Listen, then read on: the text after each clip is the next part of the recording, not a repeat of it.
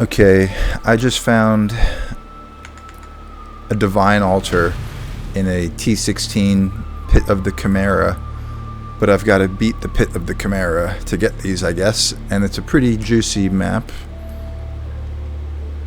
but it's 4. This is the biggest I've ever seen. The last time I got a 2 boss divine altar earlier in the Phrecia 2.0, so let's see if we can get this. I am playing my Tectonic Slam dual wield Nebulok build right now, and it's pretty tanky. The biggest problem I'm gonna have on the boss is Z DPS,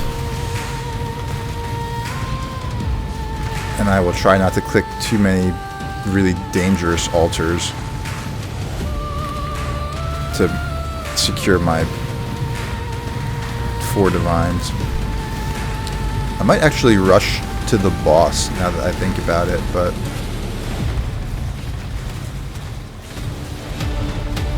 like, yeah, I don't need to be giving the boss extra modifiers right now.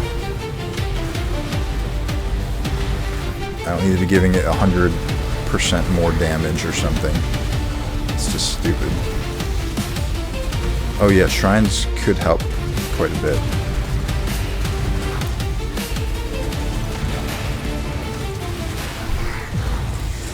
Obviously the boss altar is not the most preferred one, but so I will take this. That one does nothing to my build. I don't think the boss has projectiles. If he does, my bad.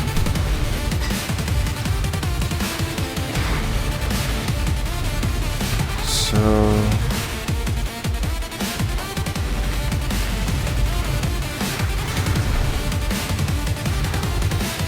okay, maps dropped. That's not what I mean.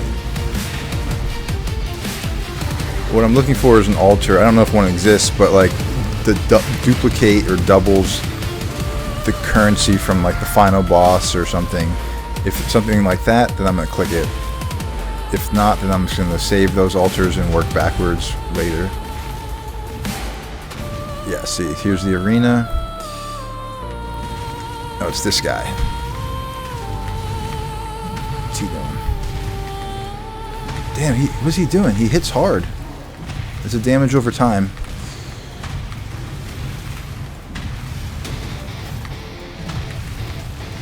I don't know if it was a bleed. Maybe it was a bleed. Let me see if I can face tank it. Molten Shell. I might be able to face tank it. Once he enrages at 50%, I don't know if I'll be able to face tank that stationary.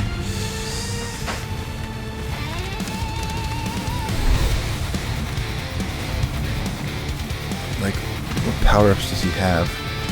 He's getting extra cold damage, covered me in frost. Maybe I'm getting sapped. I think that's it. So it shouldn't be too dangerous. But he's dealing extra cold, extra lightning from the map modifiers. Okay. This could be okay.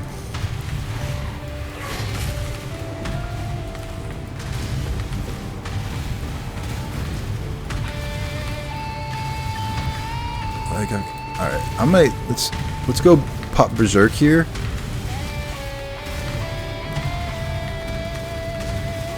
Okay, now he's at 50%. I'm gonna punish. All right, I hit him with the punishment, but I'll have to do it again when he gets out after this phase. And now the more dangerous part of the fight starts, but also I'll be doing like 60% more damage to him. I think that's approximately what it gives.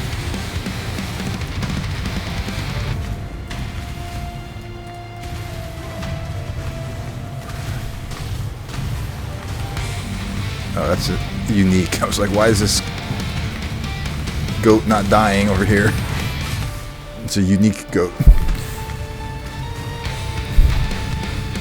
Well, like I said, this is a ZDPS build.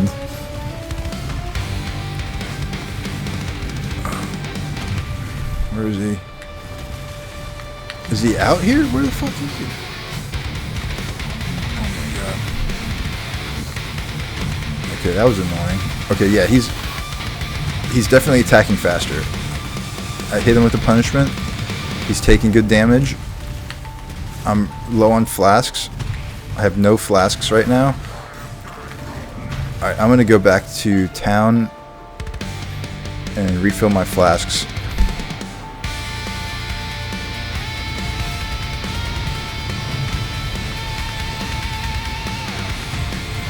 I've got Vol Molten Shell ready for the final phase here. I'm starting to sweat a little bit over here in my hoodie. This Behemoth gameplay is not AFK gameplay. You've got to be awake for this. But I do find it fun.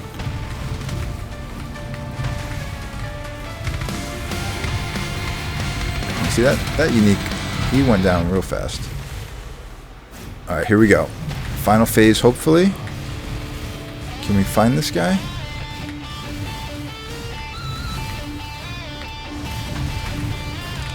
Alright, I'm popping Vol Molten Shell. He's so fast. Alright, Berserk.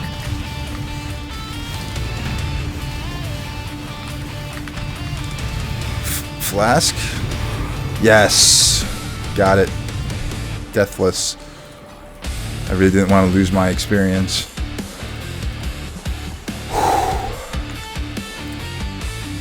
Okay.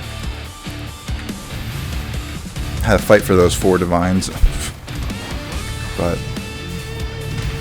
it's a fun. It was a fun fight. Fun build to play.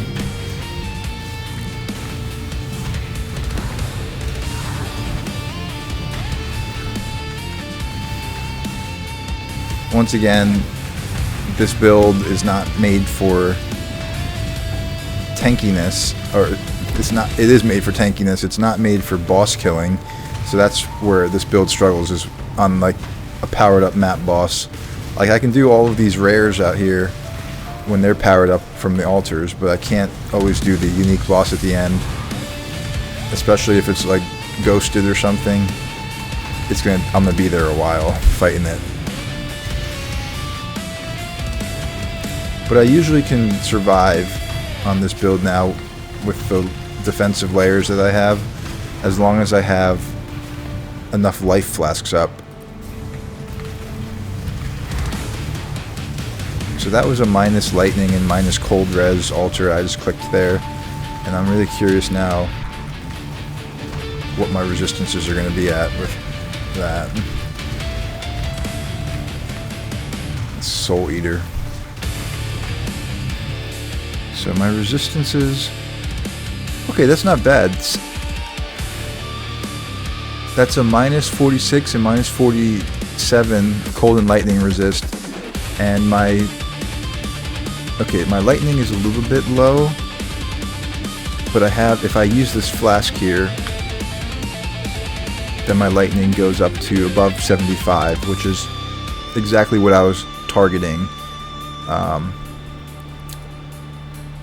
Because 50% of my cold and lightning damage I'm taking is being shifted over to fire, where I have 90 max res on fire. So I think I'm perfectly okay with only having 75.